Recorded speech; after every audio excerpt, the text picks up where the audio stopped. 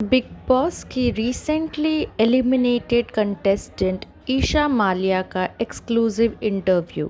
ईशा ने बताया कौन है बिग बॉस जीतने के लायक और कौन नहीं। अपने और अभिषेक के रिश्ते पर ईशा ने बात की। मेरे लिए भी डेफिनेटली बहुत ही अनएक्सपेक्टेड है eviction, because I was expecting my self in top 5 at least.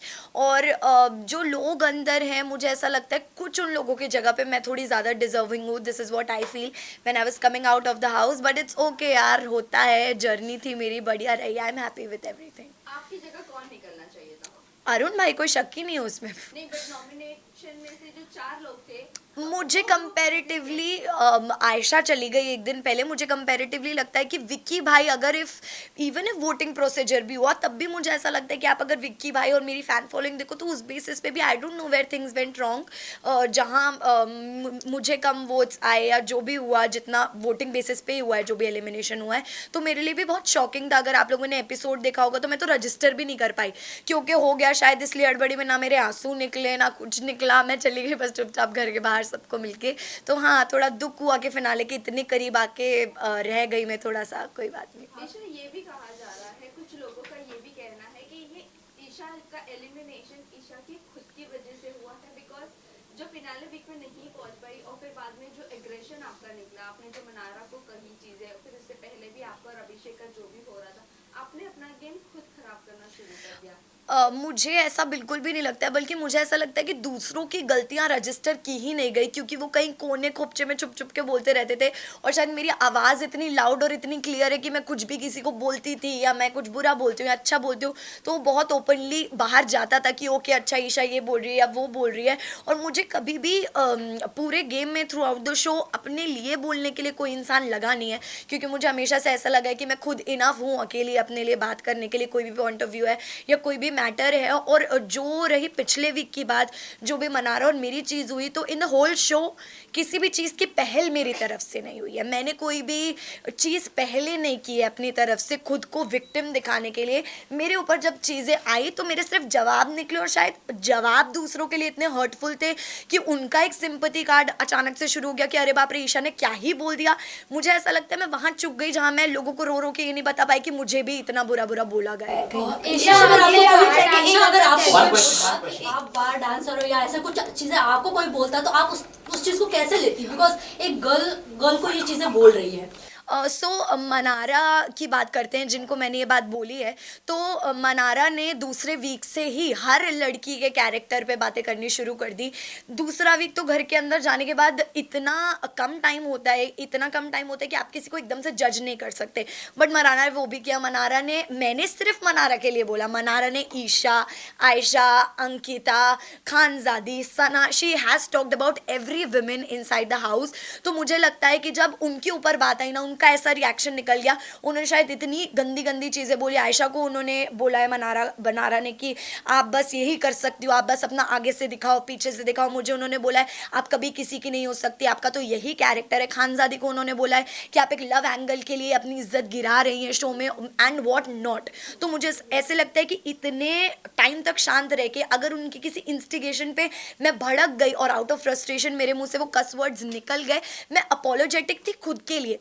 मुझे खुद को ऐसा फील नहीं हो रहा था कि यार पूरे शो में मैंने ऐसे शब्द यूज़ नहीं किए, तो मैं अब क्यों कर रही हूँ। But there is a level किसी को इंस्टिगेट करने का, और मुझे भी अगर इतनी बार बोला जाएगा तो रिप्लाई आएगा मेरी तरफ से। ईशा, आपने जैसे कि कहा इंस्टिगेट करने का एक लेवल होता है। अभिषेक के साथ पोकिंग को लेकर काफ़ी चीज़ें बढ़ गई थी। उन्होंने मतलब समझ में टिश्यू तक डाल दिया था, आप भी पीछे से काफ़ी चीज़ें बोल रही थी, उस पर क्या कहेंगी? आपकी भी पोकिंग लेवल हाई चल रही है। मेरी पोकिंग लेवल की अगर आप बात कर रहे हैं तो आपने अगर शो फॉलो किया है, डे 1 से हर वीकेंड के बार पे अभिषेक को बोला गया कि आप जो भी कर रहे हो ना, ये आपके खिलाफ जा रहा है, बिकॉज इतनी आपकी पोकिंग बढ़ती जा रही है कि सब लोग परेशान हो गए। और अभिषेक ने, मैं अपनी बात नहीं करूँगी, I am not just considering myself, Abhishek ने हर इंसान के साथ घर में उसी तरीके से बात की, इतना मुंह पे चढ़ के, इतना पास आके। तो उनका भी पोकिंग या इंस्टिगेशन का लेवल कोई कम नहीं रहा है, बल्कि अगर अभिषेक की पोकिंग शो में 100% थी तो हमारी शायद उसमें से 5% की रही होगी। और उसी पोकिंग में उनको इतना बुरा लग गया कि उनका ये सब रिएक्शन रिएक्शन निकल गया कि मैं तो आउट ऑफ कंट्रोल हो गया, मैंने तो चांटा मार दिया, ये वो जो क्लेम करते थे कि ईशा मालविया से मैं बहुत प्यार करता हूँ या मेरे अंदर उनके लिए बहुत इश्क है, मोहब्बत है। आई डोंट अंडरस्टैंड, अगर आप लोग भी किसी लड़की से या लड़के से प्यार करते हो, आप इतना बुरा भला उस आदमी को नहीं बोलोगे और फिर रोक के गा के अपने आप को करेक्ट दिखाने की कोशिश करना कि बोल तो मैंने दिया, चलो इसको क्लियर कैसे करें ताकि मेरा एरोगेंस ना देखे, जाके सॉरी बोल देता हूँ। तो I am just advising Abhishek and his family की ये बिहेवियर उनको सुधारना पड़ेगा, because this is not how it's done. But वही अभिषेक आपको शो के स्टार्टिंग सॉरी गाइस, बट वही अभिषेक आपको शो के स्टार्टिंग में तो अच्छा लग रहा था, आपकी उनके साथ दोस्ती हो गई थी, लेकिन जब समर्थ आया तब आपने अचानक से अभिषेक को पोक करना शुरू कर दिया। मैंने कभी भी पहले नहीं किया। समर्थ और अभिषेक की जब भी लड़ाइयाँ हुई है, अभिषेक हमेशा, और जो पोकिंग वाला पूरा इंसिडेंट हुआ था, I want to clarify this, अगर आप लोगों ने एपिसोड देखा हो तो, कि मैं उस टाइम हॉल में थी भी नहीं जहाँ लड़ाई चल रही थी। अभिषेक ने समर्थ को बोला कि अरे तू अब क्यों अकेले लड़ाई कर रहा है, जा अपनी गर्लफ्रेंड को जाके बुला के ला, जा, क्योंकि उसके बिना तू लड़ नहीं सकता। ये स्टेटमेंट सुन के ही मैं बाहर आई हूँ कि अब तो मैं थी भी नहीं यार, आपने अननेसेसरी मुझे क्यों इन्वॉल्व किया।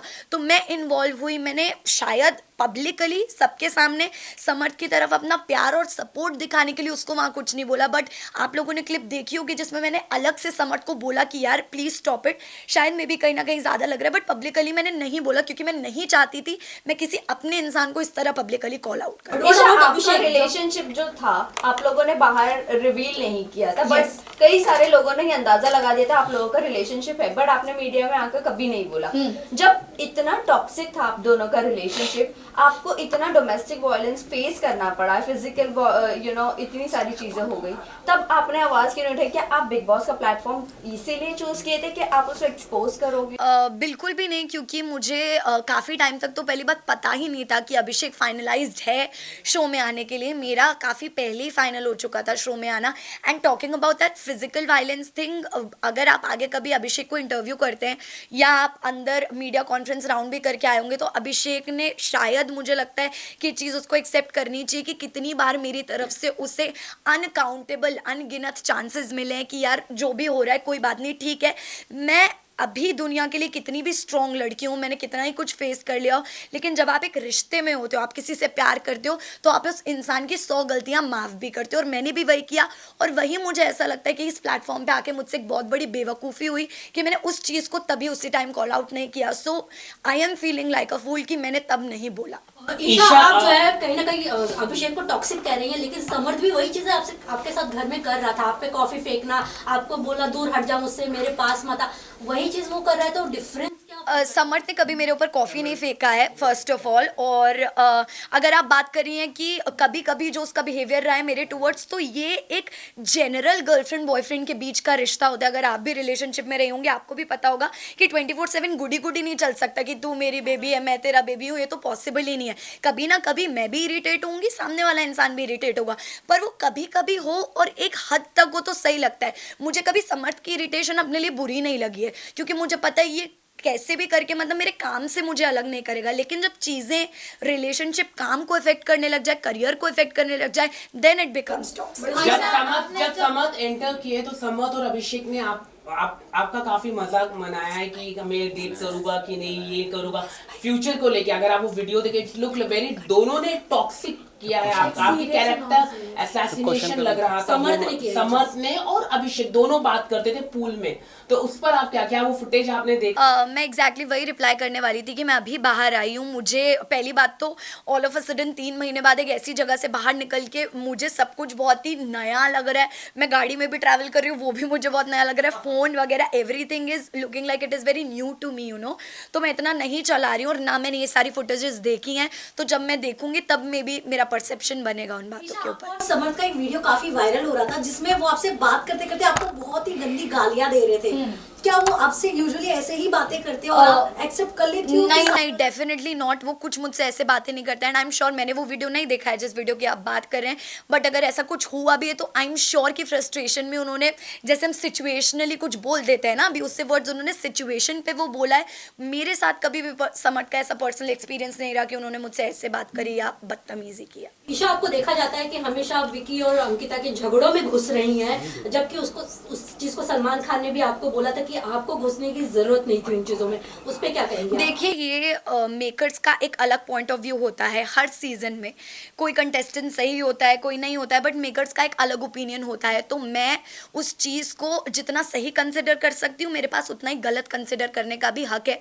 तो ये जो एक वर्ड यूज़ हो रहा है कि आप बीच में घुस जाती हैं, तो ये मैंने कभी यूज़ नहीं किया। जब अंकिता जी मेरी और समर्थ की फाइट सॉल्व कराने की कोशिश करती थी, या जब मेरी और समर्थ के बीच में प्रॉब्लम होती थी, Ankita ji was always there to solve the situation कि यार चल और ना बड़े बात। तो मैं उनके लिए भी ये वर्ड यूज़ कर सकती थी कि आप क्यों घुस रहे हो, पर मैंने कभी नहीं किया, क्योंकि मुझे इंसान के इंटेंशंस पता है। वैसे ही लोगों को चाहे कुछ भी लगे, बट मुझे मेरे इंटेंशंस पता है।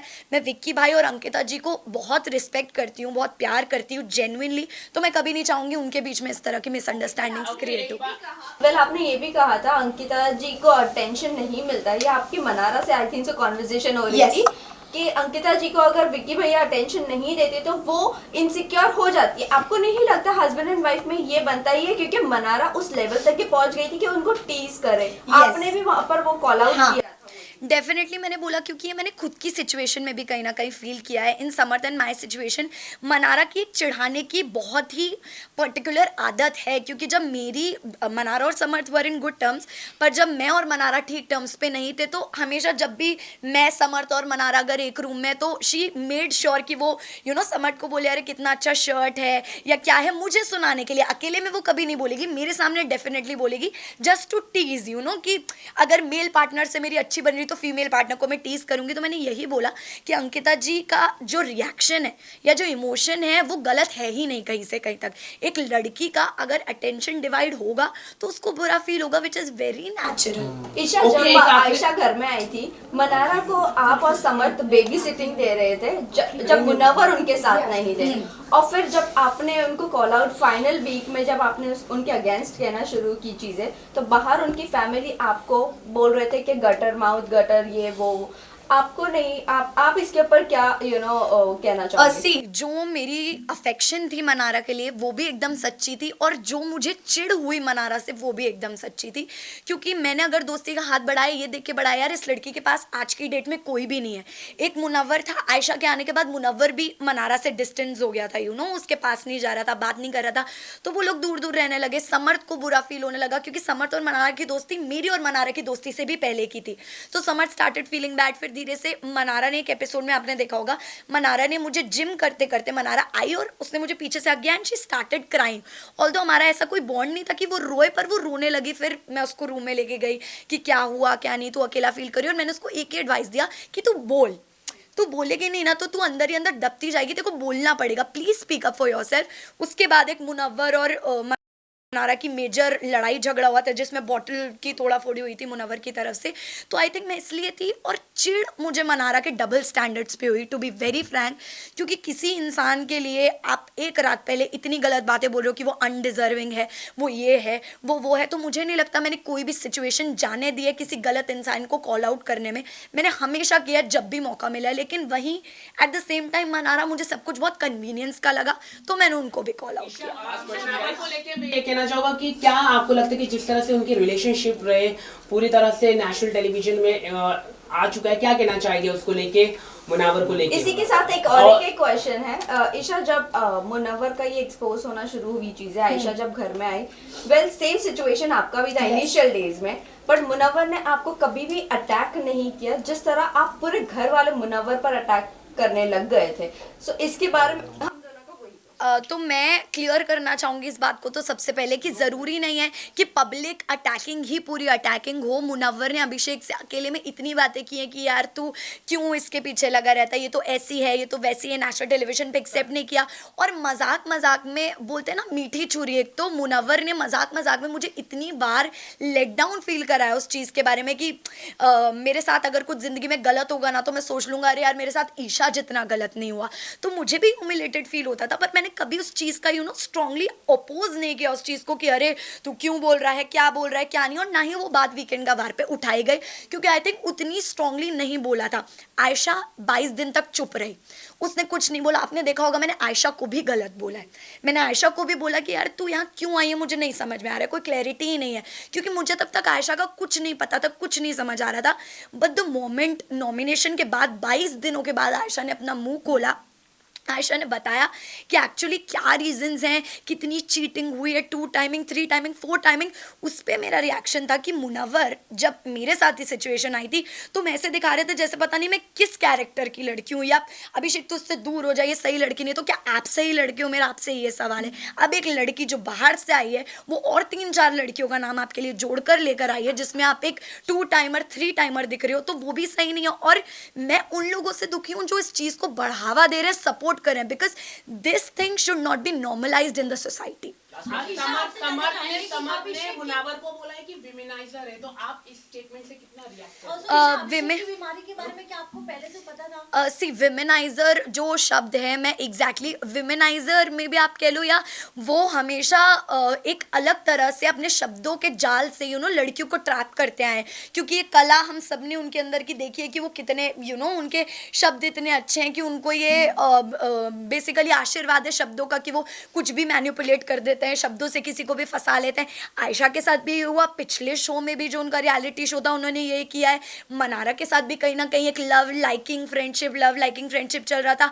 बाहर के और 3 रिश्ते लगा गए, जिसमें कि आयशा ने घर के अंदर कन्फेस किया कि वो कहीं ना कहीं एक रिश्ता भी बेच कर आए। तो हमारे लिए वो भी बहुत शॉकिंग था कि मतलब मुनव्वर जो एक पर्सनालिटी कैरी करके आया है शो में, इतनी अच्छी वो तो कहीं रही ही नहीं। ईशा अंजलि ने भी ये कहा है, बाहर उनकी जो लॉकअप की जो कंटेस्टेंट थे उन्होंने कहा कि जो मुनावर है लव गेम के लिए इस तरह का करते हैं, तो आप इस तरह के स्टेटमेंट क्या दिख रहे हैं? इतने कई सारी उनके रिलेशनशिप है, एक सिर्फ आयशा ही आई है, एक लड़की है, और ऐसे कई सारी लड़कियां हैं, तो जो अंजलि अरोरा ने ये स्टेटमेंट दिया है उस पर आप क्या कहना चाहेंगे? मुझे पता नहीं है उन्होंने कब दिया है स्टेटमेंट, बट अगर उन्होंने ये बोला है तो आई थिंक उन्होंने ये विटनेस किया होगा या फेस किया होगा कि अंजलि के साथ भी ऐसा ही कुछ हुआ है। मे बी हमें क्या पता कि अंदर की क्या बात है, मुझे भी नहीं पता क्योंकि इतना क्लोजली मैं नहीं जानती उनके रिलेशन को, बट जितना मुझे पता लगा तो वो यही था कि शो में मुनव्वर और अंजलि का एक लव एंगल था, but after the show it got ended, मतलब देयर वाज नथिंग। तो मुझे यही लगा।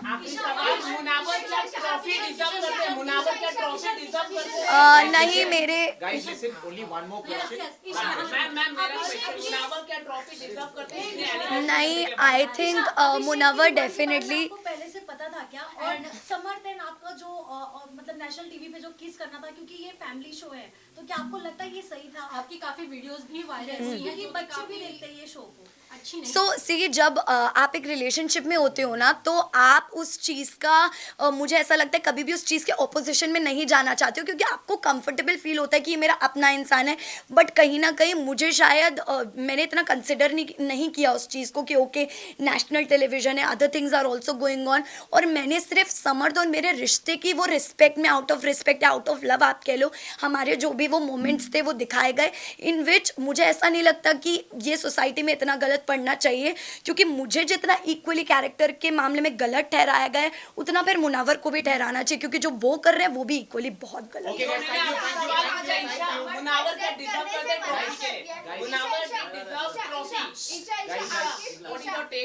नहीं, मुझे नहीं लगता है कि मुनव्वर जेन्युइनली ट्रॉफी डिजर्व करता है, बिकॉज उन्होंने पूरा शो सोते सोते निकाला है जेन्युइनली। और अगर आपने एपिसोड्स देखे हैं, मैंने ये बात बोली है उनको कि यार मुनव्वर मतलब तेरा गेम मुझे ज़ीरो लगता है ब्रो, अगर तेरे फैंस ना हो, अगर तू एक नॉर्मल इंसान की तरह शो में आता तो ज़ीरो ही होता। मुझे नहीं लगता फैंस के अलावा कुछ भी, एक उसका आर्ट फॉर्म है जो भी है, स्टैंड अप कॉमेडी है जो भी है, उसमें वो बहुत अच्छा है, लेकिन otherwise it's nothing. Isha father ने आपके समर को एक्सेप्ट करने से मना कर दिया है, आप क्या कहना चाहोगे? उन्होंने बाहर एज अ दामाद समर को मना किया है। सी मैंने कोई इंटरव्यूज़ देखे नहीं है, तो मैं इस चीज़ पे अभी कोई टिप्पणी देना ही नहीं चाहूँगी, क्योंकि ना मैंने घर पे इस बारे में बात की, ना मैंने कोई इंटरव्यूज़ देखे। अगर आप लोग फिर भी बोल रहे हैं तो मेरा टेक ये है कि अभी मैंने अपनी फैमिली को अपनी साइड ऑफ स्टोरी बताया ही नहीं है। जब मैं बताऊँगी वो कन्विंस होंगे, and I know as parents वो मेरी बात को एक्नॉलेज करेंगे। Thank you guys.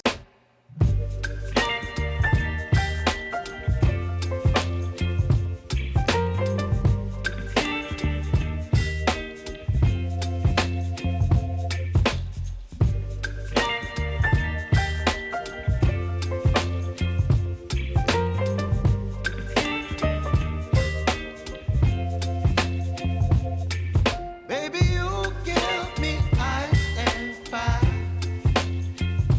You're giving me wind and rain. You're some kind of butterfly. Baby, you